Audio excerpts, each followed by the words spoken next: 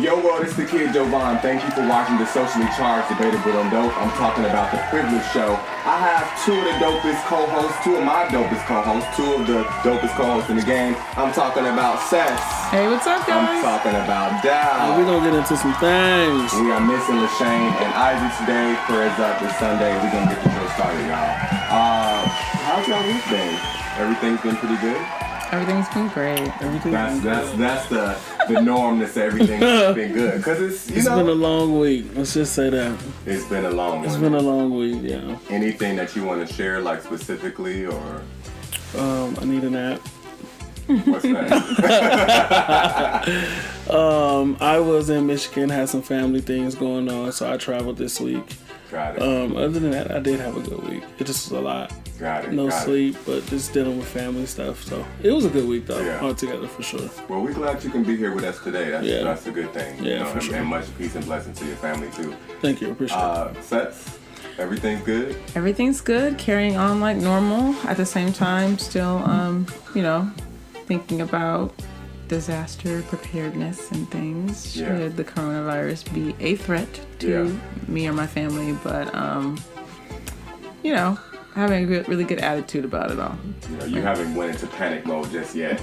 Not a full panic. Have you stocked the refrigerators with water and all that stuff? Okay. Yes. Okay. That makes sense. Definitely. That makes sense. My week has been pretty cool. It's been pretty busy. A lot of productive things going on, and obviously preparing for today's show and ready to share some things with the world. So let's hop into it. Okay. Front page news. We have a lot of things going on in the world. A lot of things we can talk about to you guys. However, coronavirus still seems to be trending as the number one, number two, number three hashtag in America and amongst the world right now. So we talked about it briefly the last episode 2, titled Toxic Femininity. Go check it out if you haven't.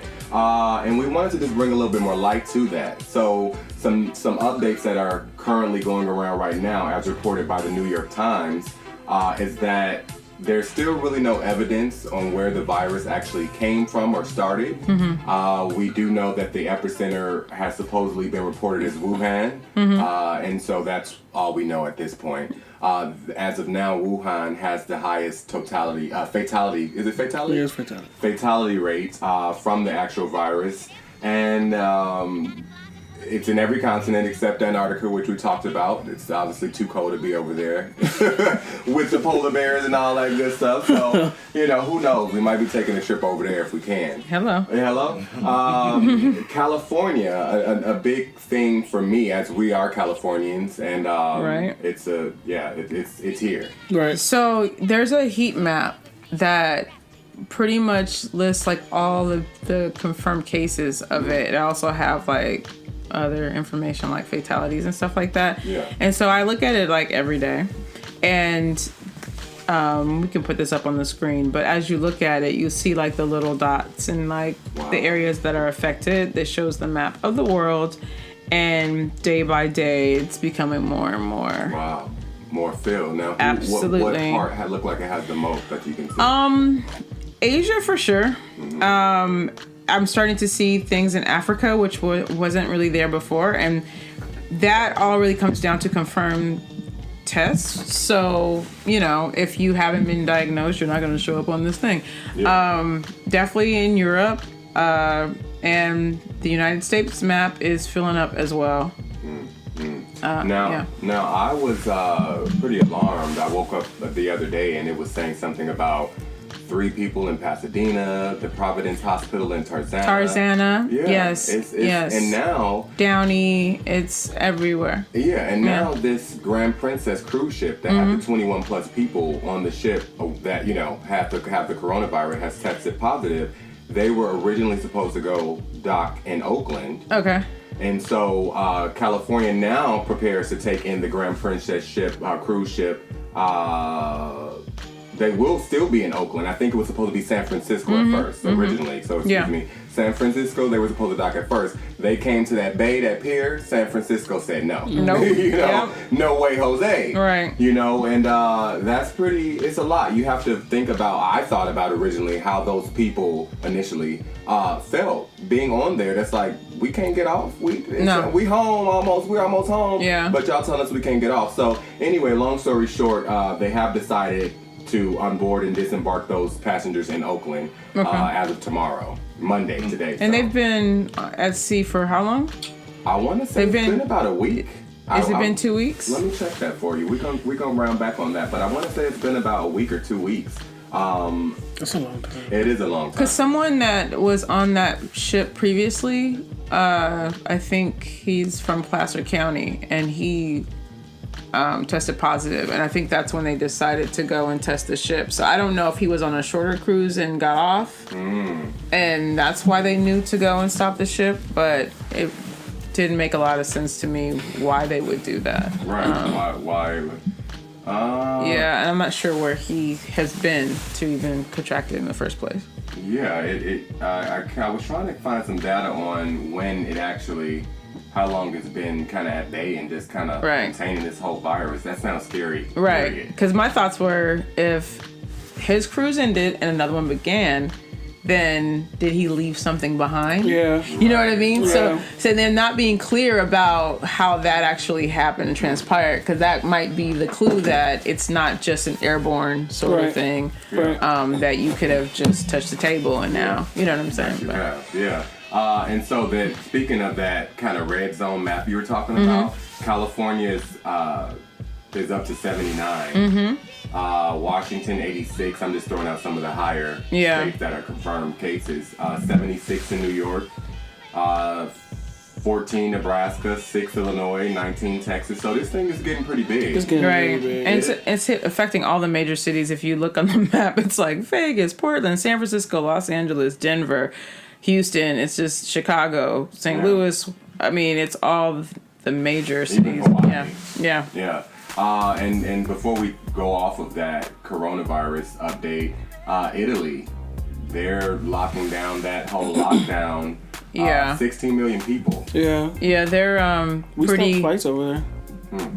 Pretty concentrated, really. Yeah, Delta stopped. We were stopping flights over there. Oh wow. Yeah, I mean, at what point? Yeah. Anywhere, Asia, all of that stuff, of course. Ooh, look most at that. recently, Shanghai and Italy.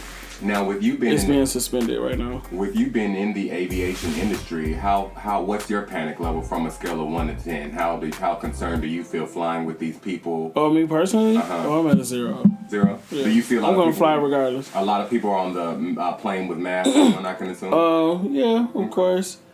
Everybody has the mask on. I saw a lady today that had wipes, and she actually wiped her seat down, wiped her screen down. Yeah. And I wasn't mad at her at all. I actually was like, give me a couple. No, for real. It's just that. Let me get a couple of those. And you know, somebody posted a funny meme, and we'll post it for you guys. But they talked about how someone at the Trump and Pence speech where they was talking, they had the actual virus. They tested positive for the virus at the Trump speech. Trump-Pence.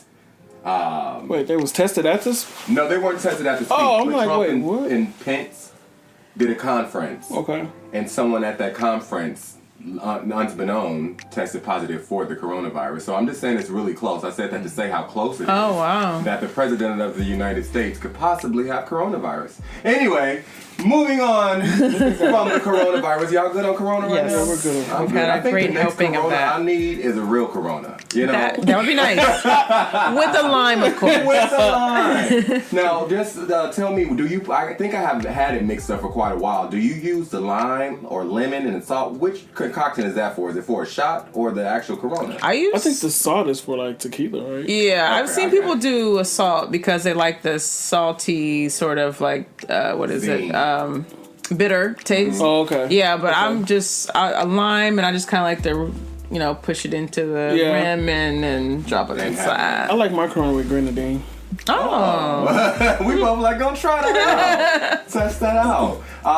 So jumping into the music privilege show new music playlist. Isaac is not here, but we still got some hot dope joints to bring to y'all. Jhene Aiko, she just dropped the album, she right? dropped the whole album. How long has it been since she released the last one? I feel like she's been dropping stuff a lot. She's right? been dropping like little singles and stuff like that, but it's all been like freestyles. This album it's only her third album, which is crazy. Wow. And you go ahead, sorry.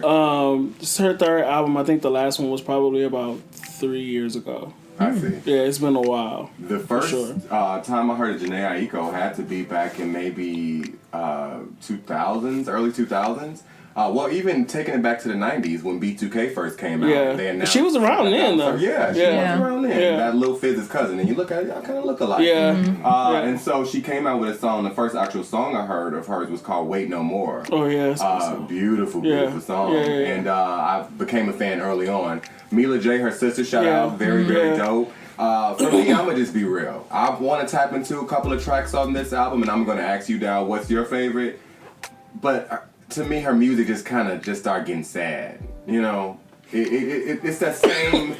You know, every album cover is the beach, the waves in the background crashing. Like, I mean, I get it. We all much love. I think she's speaking to an audience that exists. Yeah. I can relate to every song. I can to the highs and the lows. Yeah. Let's just say if you're a person who wants to be in love and wants to find a relationship and you find yourself in, she's perfect for that. This is it. Yeah. So she may, represent a whole bunch of people. Those artists that literally goes into the studio and pours out everything like her that real she's stuff. experiences. Yeah, like her emotions, everything that she experiences, and she literally puts that into her music. Because that's what it's all about. Yeah. I mean, it is kind of sad. It is definitely a vibe. It's a vibe. It's a vibe, and I have just sit and listen, little thing, but I can't get a little whimsical and taken away sometimes. Yeah. Diving back to this new album, what is the name? What's the title of it? Well, I want to say. I don't know how to pronounce it. While Daz looks While Dal looks up the title for Jhene's latest release, Jhene Aiko's latest release we're talking about. One track that I specifically like is the BS track. Oh yeah, I love BS. BS is pretty good, right? BS is lit. That's with her. Yes. Artist her. So it's her and Jhene Aiko and her. And it's a very it's a different collaboration. Something that you really wouldn't expect. That's why I really like it. Their voices sound really good. They do. Now I will say that, and that doesn't make me sad. That's not sad. So I can't get with that. The album is called Chilombo. I think that's how you pronounce it. Chilombo. Chilombo. I'll have to figure out what that means. Yeah. When I listen to my Jhene review later on.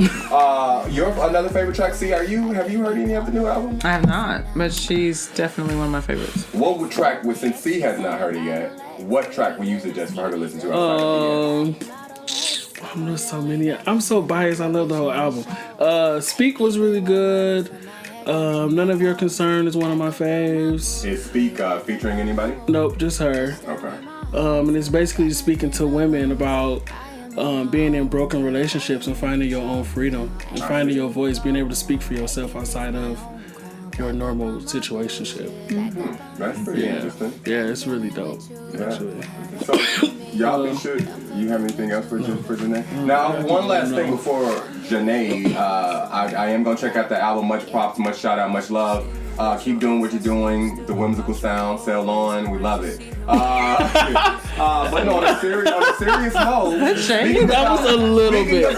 Just a little bit. Now, one line that I do know she said was a line from the 2088 or 20 album with Big Sean, when she said, I'm from Los Angeles, a place where it's always sunny, but the palm trees are always shady, or something like that. It was a pretty dope kind of concept, if you will. Okay. But I was gonna say, while we were talking about her before we jump off the new album news, is her and Big Sean, they are where it's at. Yeah, I think couple goals. Yeah. Well, goals. I mean, they're couple goals. I have to be hesitant on that because when you say couple goals, it's changed much from the Huxtables couple goals. Yeah. It's changed from Aunt Viv and Uncle Phil. I was about to say Dr. Phil. Uncle Phil, it's changed from those days, but it's still couple goals. Yeah. They both doing their thing in music. They're both young. They're fresh. And they kind of stayed in the headlines, but not with too much drama. Jhene Aiko, shout out. New artist. Another artist is a good friend of mine named Berkley, the artist. Shout out Berkley. He is from New Orleans. and doing some amazing things. He's out here in LA and doing the bi-coastal thing, going back and forth, traveling with his group called The Water Seed. Okay. Check them out on Instagram. He has an actual 3-track EP, if you will, that he kind of really rocked in my eyes. Like, he did his thing. The cover art is dope. It's called Capricorn. Okay. And so I'm gonna play a couple little samples of it. 3 tracks. Number 1 is called My Bae. 2 is Papa, and that's a feature. And then number 3 is Better. While we have those, y'all just hear one that stands out that y'all might want to test out for the new music playlist. What sounds good? My Bae, Papa, or Better? Bae. I like Bae. Bae? Okay, let's hear My Bae. Let's see what the Berkley got.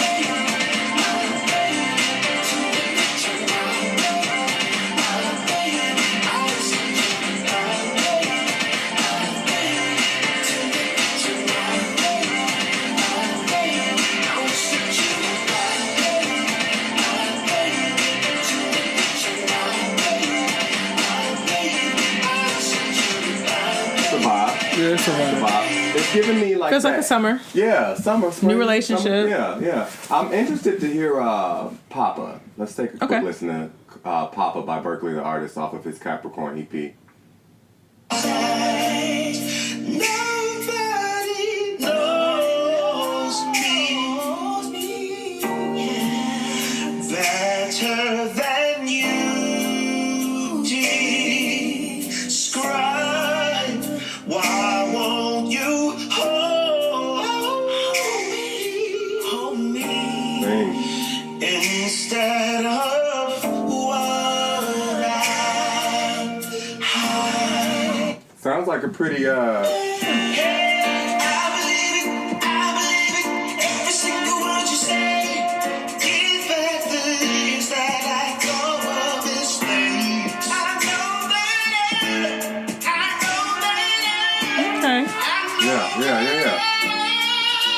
You got that church singing voice. For real. That putting that Jamie Foxx on that thing, that Kirk Franklin on that. Shout out Berkley, great track, great listen. Y'all go check that out, Berkley the Artist on Instagram. And that's gonna take us into the Dow report. Dow, what you got for us? All right, so I got a little juice this week. Some tea. Yeah, a couple teas this week. I'm going to kick it off with Meg Thee Stallion. She kind of woke it up this week, going through some legal issues with her. So she's signed to a label, but it's a label for independent artists.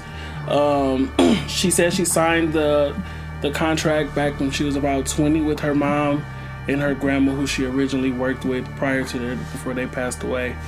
And she didn't really indulge into the contract. Probably about 3 months ago, she signed another deal with Roc Nation. So everybody thought that she went to Roc Nation specifically for management, as well as her career as a whole with Roc Nation. But it was strictly on management. The production company that she was originally signed to felt some type of way about it, and they basically blocked her from being able to produce any music, put out any music. In the contract, her biggest thing was the label itself was going to get 60% and she only got 40%. And she couldn't get her 40% until she paid back all the money that they put up front to boost her career up.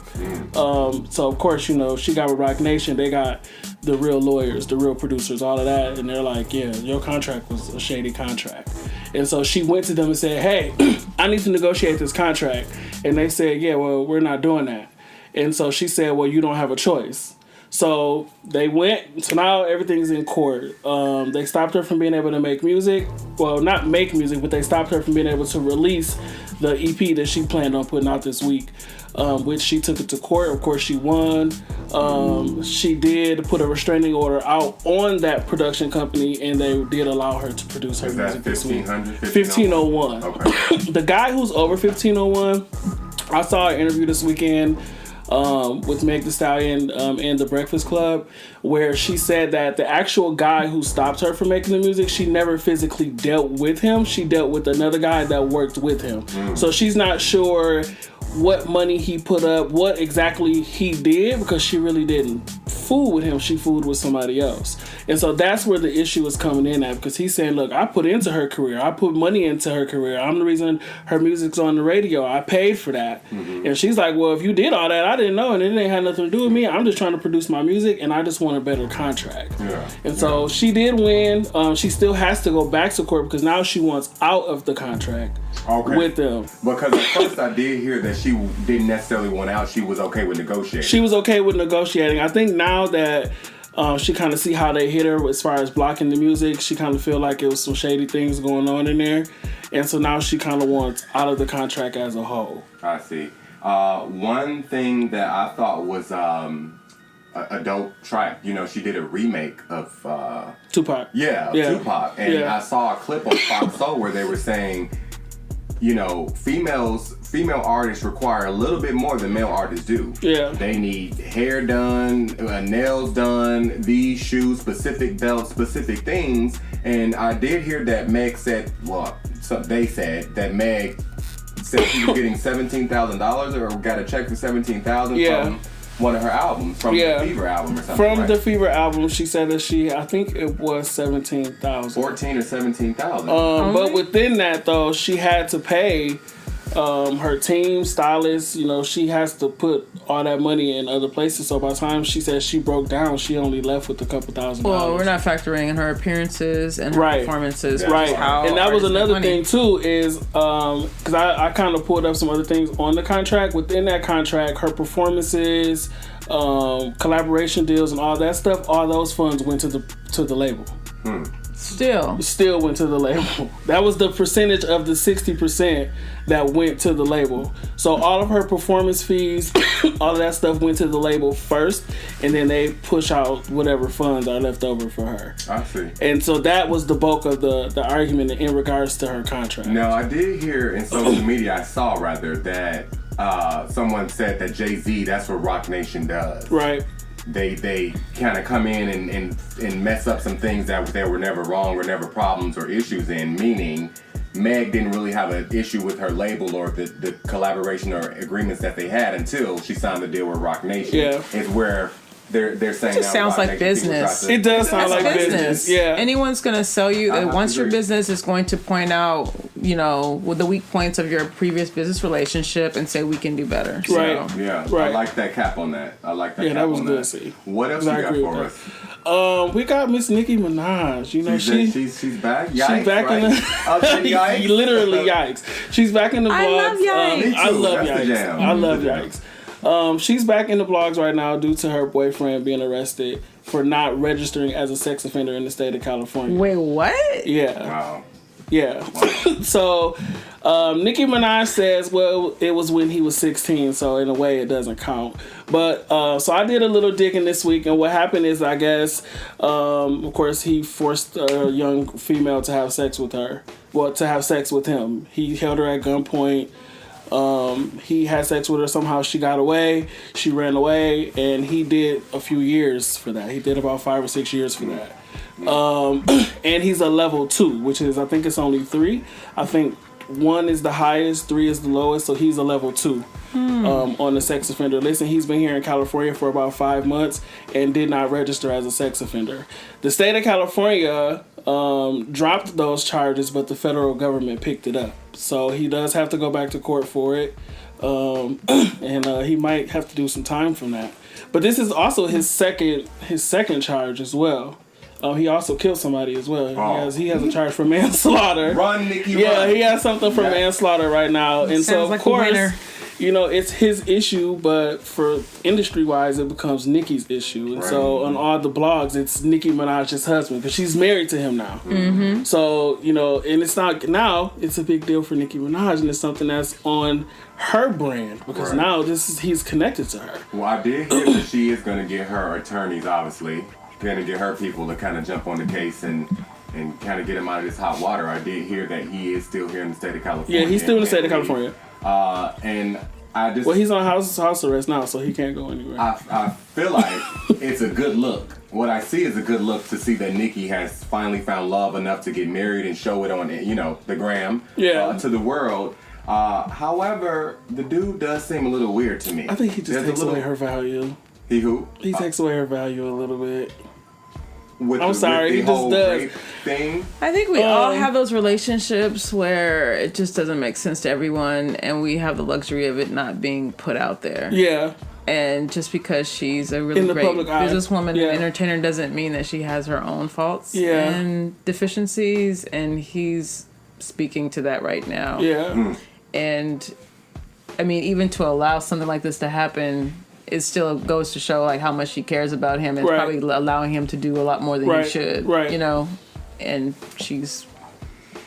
I think for me, when Cardi and Offset were going through their whole thing, Nicki was very like, control your man, he's cheating, he's doing this and that, and then now she's going through her thing. It's kind of like, yeah, so now you see that you are on that same But it's plane. so easy for all of us. This is very common. We can give people information, advice about the relationship and not know what to do with our own. Yeah, that's for sure. part of being a human being. And so that's just the thing too, is we put these celebrities on such a high pedestal of how we feel they should be, or how because they're this celebrity, but in reality it's like they're still human. Absolutely. She's still a normal girl. I know she's not normal to us, but she's a normal girl. Absolutely. This kind of stuff happens all the time to regular people. Yeah, for sure. Yeah, I they, like I said, they look good. I personally they look really good. They do. I mean, but again, looks and safety and children and manslaughter, that's I don't know how good of a look it really is. So we'll keep y'all updated on the Nicki Minaj Petty or Nicki Petty. We don't know what it is at this point. It's a mix of both. It's a mix of both. I want you to know what it truly is, you know. To say Nicki Petty, that's a whole nother. It's a whole nother Sasha thing. Fierce almost. Yeah. You know what I'm saying? So she can kind of really play off She that can whole play thing. off that. She can. Yeah, so, she totally can. Shout out Nicki Minaj, loving Yikes right now. She posted a thing about it being the #1 digital thing. You know how these celebrities, going back and it's all about numbers. Yeah, all these things. So shout out to that. We'll keep y'all updated on the Nicki Minaj drama. We go ahead to commercial break. After commercial break, getting back at you guys with the privilege debate, which is going to be surrounded around making it in Hollywood. Y'all stay tuned. It's the Privilege Show.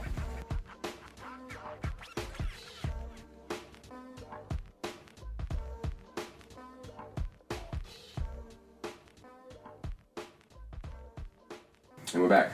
Yo, welcome back, y'all. As you guys know, this is the Privilege Show, the socially charged, debatable, and dope show. We talk about everything that we want to talk about and everything that everybody else not talking about. So thank y'all for joining us. That's good, right? See? Okay.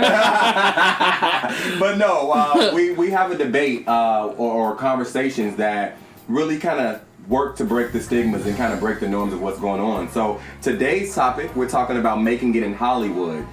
Specifically, all of us are dreamers. We're in the dreamer generations. We're all out here on our grind and hustle and doing our thing. There are some specifics, though, that I would like to talk about with this specific topic. Making it in Hollywood and what that means to us. So over this last week, I've had time to do some research on, because I saw a clip from Brandy and Ray J. They were on The Talk recently, and they were talking about Kim Kardashian wearing braids. And we'll play that clip. You guys will hear the clip in a moment. And they shared their thing on that. But what I took away from it is that Brandy and Ray J said that they don't mind Kim or any other person outside of the African American culture wearing braids or wearing things or different things that represent our culture. I do know that there is a bigger population, or there's a population of people, African Americans specifically, who feel a different way, who feel that it's not okay to do those type of things. And so I had to dig a little bit deeper to understand why this is it's a more of a conversation. You know, it's not just about, oh, you're trying to be black.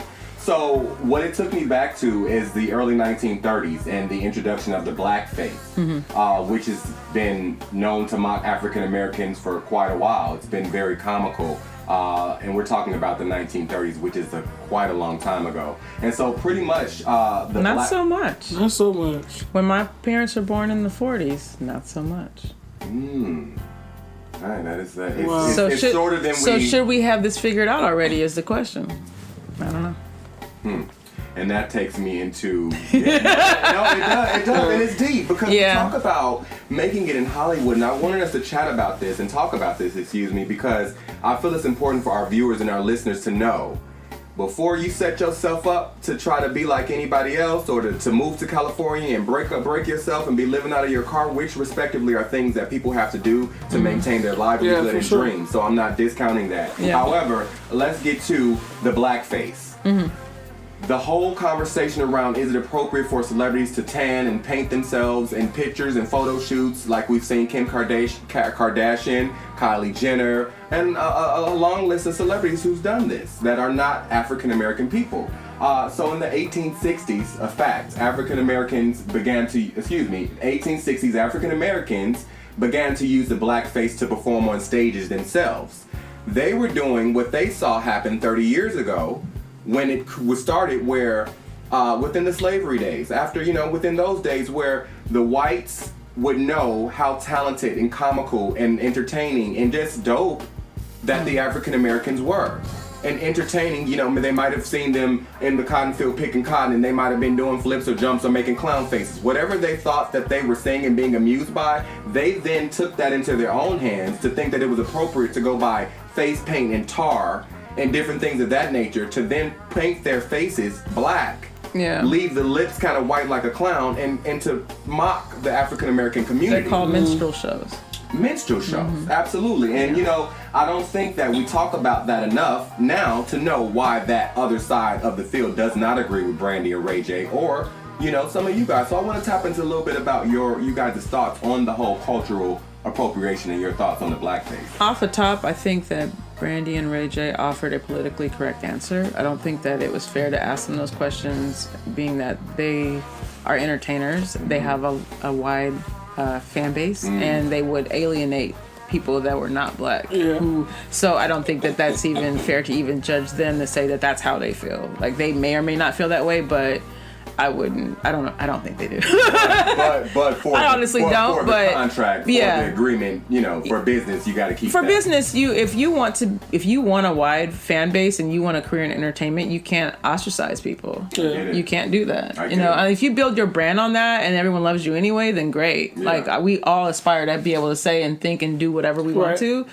But most likely it's not going to happen. Industry-wise, it's just not realistic. Yeah, absolutely. Yeah. Especially when people that don't look like you are the ones that are hiring you every single time. Right. Yeah. So, it just, and I hear that too. I mean, we talk about, now, how do you feel about the tanning? When like pictures of Kylie Jenner, Kim Kardashian are coming up and they're a little bit more darker, 2-3 shades darker than they are in person. Well, Kim Kardashian looking like Beyonce on the thing. Well, that was intense. I can't really speak to that because I like a good tan too. Yeah.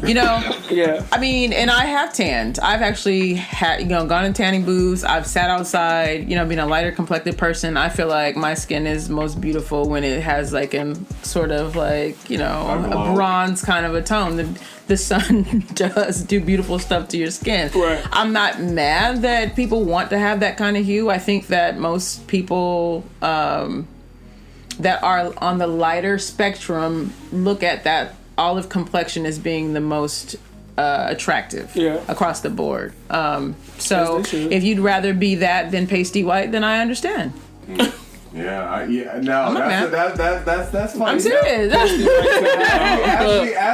As we show the picture, you guys see the picture of the pasty white. I mean, as I'm looking at it, they have to do it side by side where a person just looking mad crazy and then they looking beautified. I mean, but also look at the bodybuilding industry. When people are on stage, they go for the tan look because skin that has melanin actually reflects light better. It actually looks tighter. It actually looks, it's more aesthetically pleasing to see skin that has that kind of tone to it. Because of that, and it makes your skin look healthier, tighter, muscles more prominent, and so I think people would naturally want to kind of to look. That makes sense because if you look at a bodybuilder, they're always tan. They do that so that they can they look better. And what? I hear you on that. I feel like there's multiple viewpoints to this specific topic. Do you guys feel that it's important enough? Because I feel like because there are so many different perspectives, that we as a culture haven't put it into perspective to say, we find it offensive and, you know, we gonna stop telling people to do that. Or, you know, we're gonna find ways to fix that, or is it that big enough for America? But I feel like we said, when we see it on shows like The Real and The Talk, it is something that is going on. You know, it is something. And when we talk about all these people and their contracts and they're friends with these people so they can't say certain things, that right there is putting a face on why we can't fix the issue. Yeah. And I'm not saying that the privileged show can, I'm not saying I can, any of us individually can, but because that's how things have been trained and trickled since the blackface days, we're muted. Yeah. So we can't fix it because we're on TV saying it's okay. Well, now, I could say, he could have said this, excuse me, see, I could see him saying, yeah, it's cool, that's great. Just, it's everything right there said, kudos to that. Just shout out something. He could have even said, you know, that's fine. I hear him being referred to Brandy braids. They call them my sister braids. Just give us that. Not even that moment to say, yo, you know, y'all been calling them Brandy braids for years. I can't fault them. I can't fault them for that. I don't fault them for it. I'm just saying that. Doing whatever they need to do to make sure they have their fans and their money, because they have families. So like, you know, yeah. So it's like I don't even take that as being anything that is offensive or otherwise, because you do what you have to do. You do. I mean, he's on Love and Hip Hop. You don't think How do we continue to support that though and promote that? I mean, do we feel like it's big enough in our life to get involved? It's not up to them to speak for us in the first place. No, but yourself. But I mean, for myself, if you were to ask me, this is how I feel about it, honestly, and I'm gonna try to keep it short. I feel especially being a black woman and seeing other races, you know, adopt how we look or how we talk or those types of things and not pay homage to or give us our respect. You know, I've been in places where the women are dressed, look like us, built like us by way of a surgery or whatever, and they don't acknowledge us at all. Right. And when the black men walk in the room, then it's like, you know, they're there for that. So it's like you're here to look like me, but you don't want to connect with me. Right. I feel like it's a form of objectification from a female standpoint, where you can sit here and say and surmise that, okay, so I want a black man, so I think your hair is what I need. I need those hips. I need this. I need the hand gestures, the vocabulary, but throw the rest of me away. You know what I mean? I just feel like, I honestly feel, and this is going to throw the whole conversation off, what Rachel Dolezal did with her version of being black, I'm not mad at it at all, because she paid homage to black people. She worked for black folks. Right. She was thinking of us. She loved our culture. And I feel like if someone said, I just love what y'all do every once in a while, you know what I mean? Then I wouldn't be so mad about it, because it is a compliment for someone to say that I want to do my hair like that, when I grew up in a world where people would tell me my hair was too nappy. You want your hair to look like mine? Right. I love that. Right. You know, but if that was, I think if we frame the conversation, every time I'd see it, I wouldn't be so mad. I'd be like, wow, you know, we're so awesome. That's what we do. Yeah.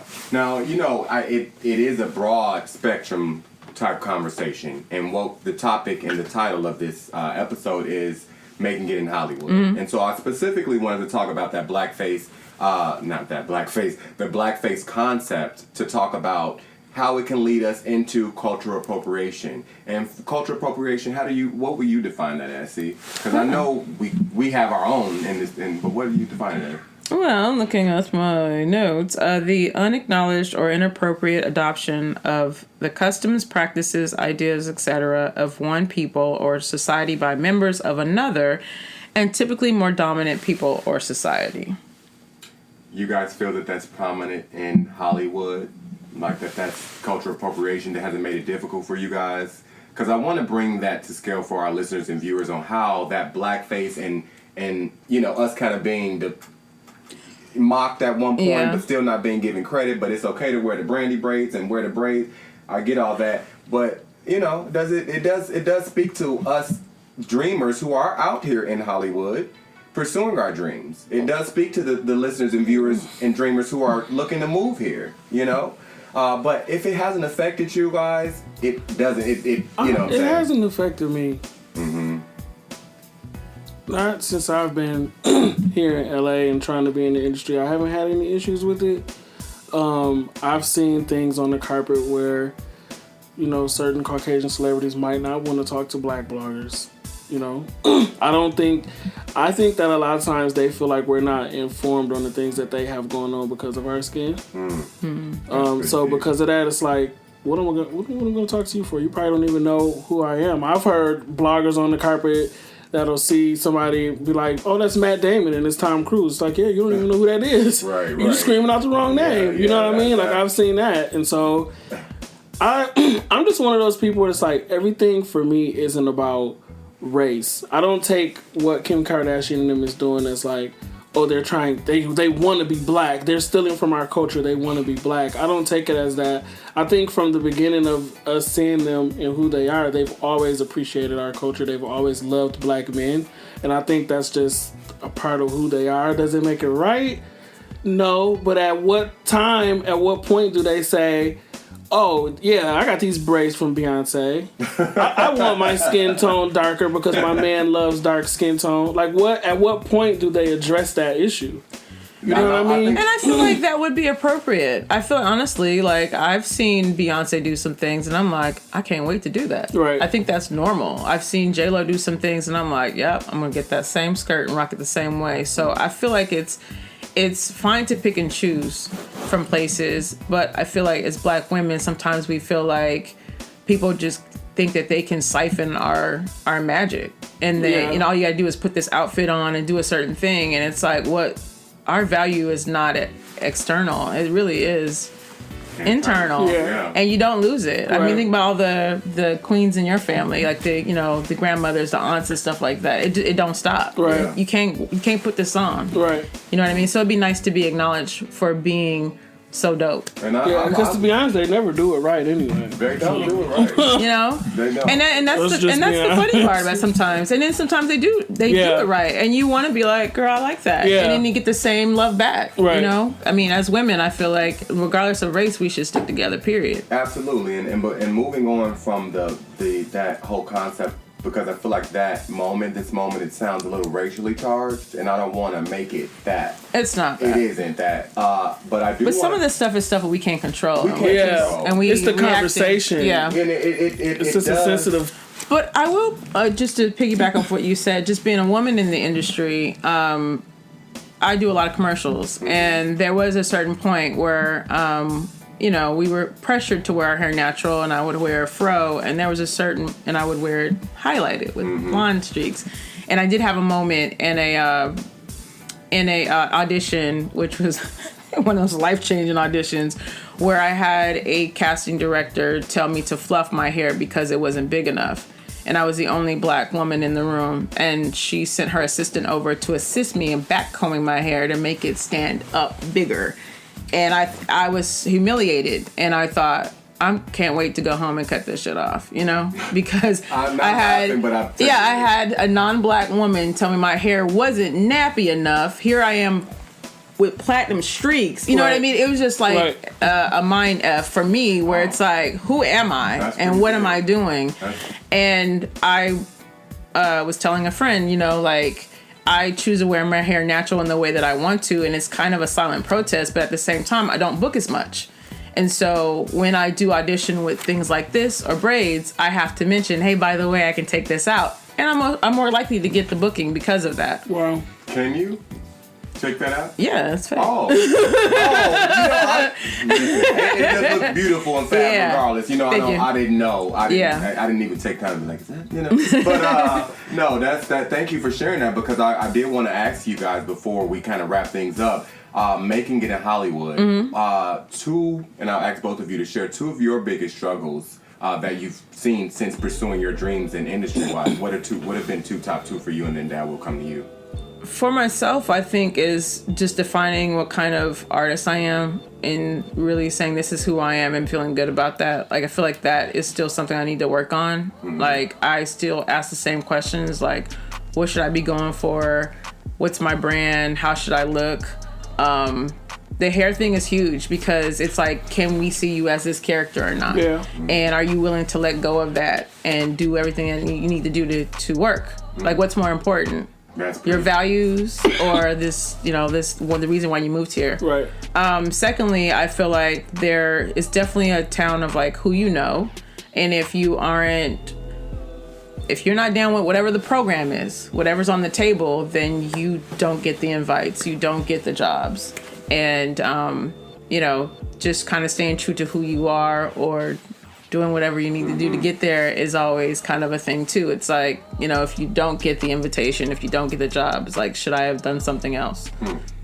I'm going to ask you while we're at that point. So is there a point where you've ever felt jaded, or like certain people that you know that are in certain positions of, you know, to make those calls? Yo, I'm having a pool party. I'm going to Puff's Diddy Grammy party. You know, you have those friends that can say, I can bring you home, girl, but y'all chat maybe once or twice a week, but they don't think of you, or you're not invited to certain things. Or you talk every day. Oh, you talk every day. Have you? Because I know for me, sometimes I do want to ask you. For me, I have had to put that into perspective. But for you, how do you handle that? Do you feel jaded? Is it like, okay, I'll see you next time? Is it, I know she ain't really my friend, or he ain't really my friend? Yeah, I think you gotta really segment who people are in your life, even if they are people who are very close to you. This could even be a significant other. You know what I mean? Like, it's just, I mean, in a one way it can be hurtful, and another way it's like, well, you know, I just gotta find another way to get there, because you can't put your destiny on somebody else. It's not anyone else's responsibility to help you out in any way. And if you're in a relationship or a friendship for the, you know, just to see what you can get out of it, then it's not a real friendship. Absolutely. Like, you have to look at your own intentions. But I've definitely, you know, I moved here and I started doing PR, and I was helping a lot of people, you know, and giving them all I could to help their careers. And there was a certain point where my mom was like, if you gave all that you give to other people to yourself, you would be so much further in life. And I was just like, wow, like that really, it took a while for me to even respond to that. I mean, respond with action on what I'm going to do with myself. What's your plan? And working on, you know, towards my goals and things like that. But it just sucks to just even have to be that way. But I'm just, you know, like I said, there's some people I talk to every day, people who know my real life, know my children, my struggles and everything, and they're in the position where to make a call or press a button. And, you know, it's just kind of like, here's the thing, when my time comes, and whoever's with me will be with me. I was expecting love that. And maybe I'm not that person for them. Maybe I'm not on that inner, you know, ring for them too. And so I can't put my energy in what you're not doing for me. Right, but you would still go to lunch and things would be cool with them. You know your shade when you want to do it. I know exactly what I need to do. Gotcha. You know, and I try to match people's energy too. Thank you for that. And I just explained to someone the other day, yo, whatever you want, I'm on. Like, this is a year we matching energy. I think that's the best thing you can do. And when you see that someone doesn't have it for you, like, I very much, like, and I always probably will fight this. One of my faults is that I expect a lot because I give a lot. And I'm like, how come you don't love me? How come you won't give me this? I'm so good to you. You know, I don't know where that comes from. Maybe I'm a people pleaser, but not everybody operates that way. And so when I find out that the door is closed, I have to close my door. Yeah. And I will mourn the relationship, the friendship while I'm in it, and then I'll build that up. And so when you come to me, I'm like, yeah, because I'm over it. Yeah. You're a silent mourner. But you never knew. You never knew. Right. Yeah. You're like, oh wait, what's different? It's like we've moved on. We moved on, and then when it's over and they look up, it's like, oh, I thought that person's gonna be reaching back out. And I can still speak to you. Still, hey, functional, fun, all that stuff. Here for it. Now we've heard that that was pretty girthy. Thanks for sharing that. I mean, you gave 2 bullet I always points, come with the real. You come with the real, or as Dal would say, the tease. The tease. I like that. That was. I think for our viewers and listeners, I know that that's going to be felt, heartfelt, and mentioned and taken to other places, you know, just from your perspective. Dal, making it in Hollywood, you came out here, correct me if I'm wrong, from Detroit, Michigan to pursue journalism, Grand Rapids, to pursue journalism, correct? Correct. And how has that experience, what's 2 of your top points for making it in Hollywood, or your experiences? What can you share? Making it in Hollywood, you literally have to know who you are. I think with me originally coming out, as far as my look went, as far as the way I wanted to journal, I wanted to blog, I didn't have that. And so learning who I am, having my own voice, I think that was one of the biggest things for me coming out here. Especially being on the carpet, you just got to know who you are. Yeah. You got to have that voice, because if you don't, then you're just out there. Have you found financial issues to be a thing for you? Like the budget from Midwest moving to the sunny West Coast, where, you know, Yeah, of course. Of course the budget is different. What do you do? What do you do to stay afloat? Like, what are some of your tips that you can leave? I just stay out there, stay busy. Yeah. I stay active. I stay in people's face. I'm a hustler. I try to make money any way I can. Yeah. And I think that that's the biggest thing. I mean, my biggest thing with working carpets, it's really not a lot of money out there. And so the way that you get your money is by promoting yourself. And so working carpets is really, it's all about your look. You know, you have the beginning of the carpet. You'll have E, you have MTV, you have People Magazine, you have Vogue Magazine. Then trickle on down, you got the Jasmine brand, you got the Shade Room, you got BET, and they're all down here. And so if I done already interviewed with 8 people up front, I'm not gonna come down the line and interview with the last 10 people back here. You know what I mean? So if your look is on point, and I'm standing out there and I'm dressed to the heavens, and Beyonce walked past as a blogger, it's like, yeah, of course she's gonna stop. I'm standing here and I'm looking sickening. You know, she ain't got no choice but to stop. But so that's how you promote yourself. You know, and so I had to learn that from my brother in regards to how to promote myself. How to stand out in what I do, because there's so many people on the carpet. There's so many people that want to be a singer. So many people that is here in LA that want to do exactly what you do. So it's like, what do you do that allows you to stand out from everybody else? Because Black Hollywood is a thing, and it's really, really tight, and it's a very small circle. Yep. It's smaller than you guys think. Yeah, it's really smaller than what a lot of people think it is. I think people see Hollywood and they see what TV presents. But once you're here and you're actually on the ground and you're running, it's a completely different thing. And it's not easy. No. Yeah. It's not easy. Yeah, it's not. And thanks for sharing that too, Dow, for our listeners and viewers. Friday night, just a quick recap to cap this thing on up with making it in Hollywood on a not a higher note, but just another note, great note. Checked out me and LaShane, got to check out Lena Waithe's Homecoming last night for her Homecoming event, which was pretty epic.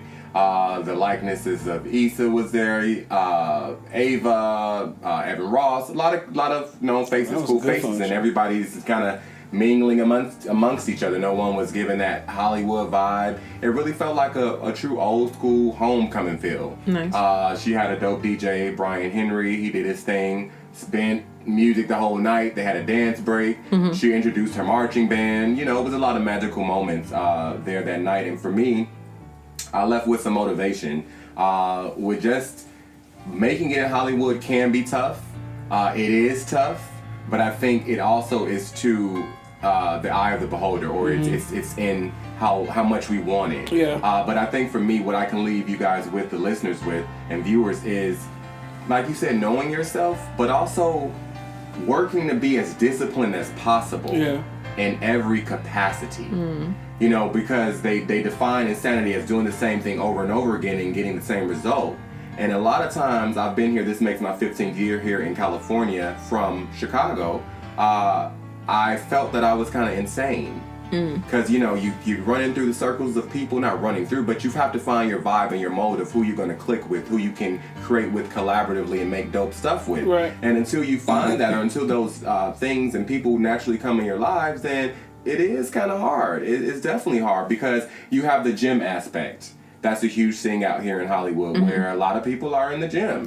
Not saying that makes it break your career, but like you said, Dow, if you are on the red carpet, you know, the more presentable you are, the more TV ready you look, the less they have to do, the more chance you are to probably get that thing. So 100%. I will say LA, California is probably a big city that the gyms are making lots of money. I have a gym down the street from the studio that is $9.99 a month. I'm like, you know, let me hop over there, because LA Fitness is $29, Equinox, all that big stuff. But anyway, fitness is one thing that I've experienced with, you know, the guys are going to have their shirts off for this job. You know, you got to work out a little bit more. Come back next audition. Come back next year. You know, as a dancer, when I was dancing and choreographing a lot. And I got that early on in my career. And that was one thing. I did get the hair as a guy. I was told by a big name choreographer to work with this specific artist that I would need to cut my hair. And it wasn't coming from another race. It came from an African-American choreographer. He was just like, Hey, he was just